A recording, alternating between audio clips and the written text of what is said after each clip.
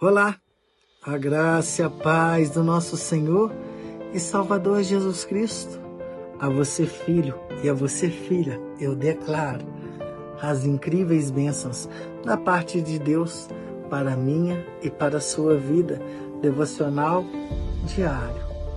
Vamos falar com Deus. Mais uma vez, o Espírito do Senhor nos trouxe uma palavra para que juntos nós possamos aprender mais na parte de Deus. Hoje falaremos que é necessário nós conhecermos a Jesus para entendermos o poder e a autoridade que está sobre nossas mãos. A palavra no Evangelho de Mateus, capítulo 16, verso 13 em diante, nos diz que Jesus havia curado muitos enfermos, expulsado muitos demônios. Ele estava na região de Filipe de Cesareia. Junto aos discípulos, ele pergunta o seguinte: o que os homens dizem que eu sou? Alguns responderam, uns dizem que é João Batista, outros dizem que é Elias, outros dizem que tu és Jeremias e até outros profetas. E Jesus perguntou aos discípulos: e vós, quem dissestes que eu sou?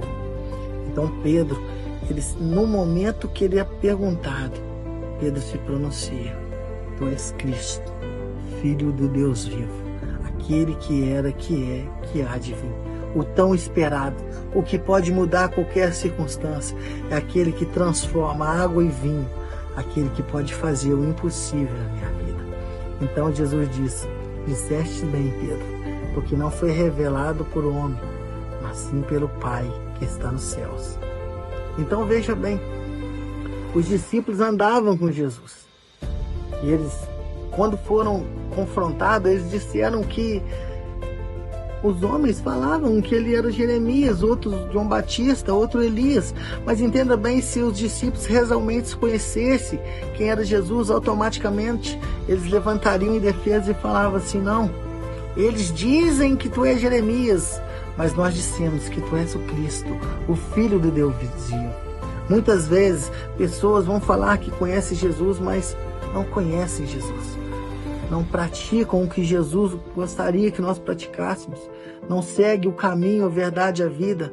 Não sequer é uma pessoa boa na terra. E nós devemos tomar cuidado com essas pessoas que dizem que conhecem Jesus, mas não praticam a vontade do Pai que está nos céus. Mas Pedro não. Pedro teve uma revelação da parte de Deus. Pedro foi impelido pelo Espírito Santo, porque Pedro, ele não só ouvia o que falavam dele, ele prestava atenção nos passos de Jesus. Ele buscava entender e ver coisas magníficas, porque nenhum homem, com capacidade nenhuma, fazia o que Jesus fazia.